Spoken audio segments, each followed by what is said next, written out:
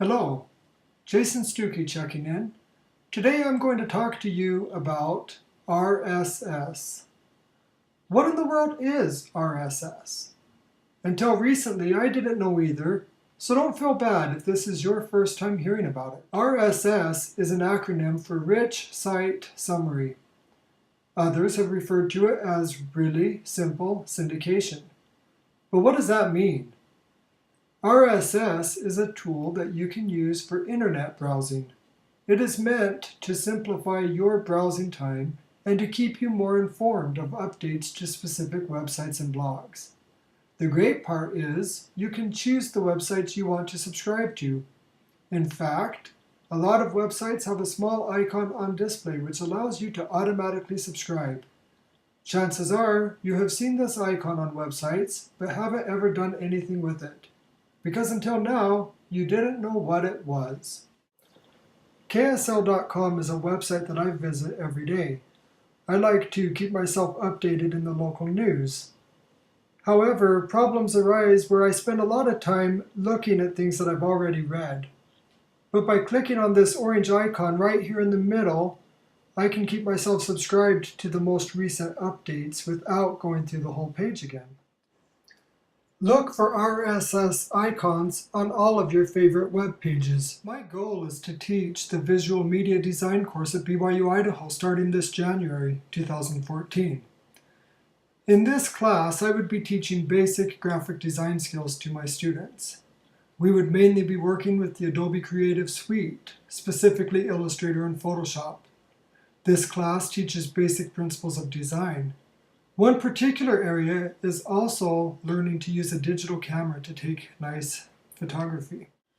Weeklyphototips.blogspot.com is a great blog that gives a lot of wonderful tips for photographers. This is a particular site that I would choose that my students follow on a regular basis. And the way that I would recommend doing that would be to use RSS.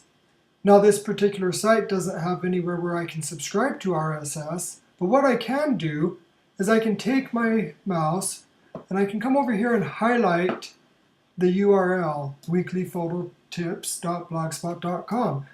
And I'm going to click Command-C on my Mac to copy that. Now that I've copied the URL, I come over here to the Feedly Start page and I click on it. This brings up my page with all of my different sources. I want to add content to it. I'm adding that blog. By pasting it in this box below, you can see that the search results come up with that particular blog that we were just looking at. And by clicking on it, I will have subscribed using RSS. VectorDiary.com is another great website that I like to look at. This one keeps you updated with different tips for using Illustrator. The difference between this site and the blog that we just looked at is here, down in the lower right corner, we have a spot where we can actually subscribe to RSS. And by clicking on this, I will have done so. Once you figure out RSS, you can use it for a lot of different websites. They don't all have to be just for education. This particular website is a government website that I like to keep track of regularly, because it tells me how much water is flowing through the San Rafael River near Green River, Utah. The reason I want to know is I like to hike through this river, but if the water is too deep, then it can be very dangerous. Down here on this chart, you can see that right now it's barely over 1 cubic feet or foot per second.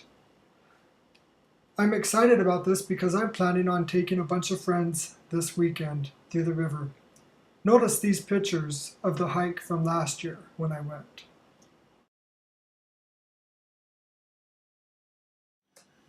Now we're back on my Feedly page. You can see that altogether I have 41 unread articles specifically relating to the pages I have selected today.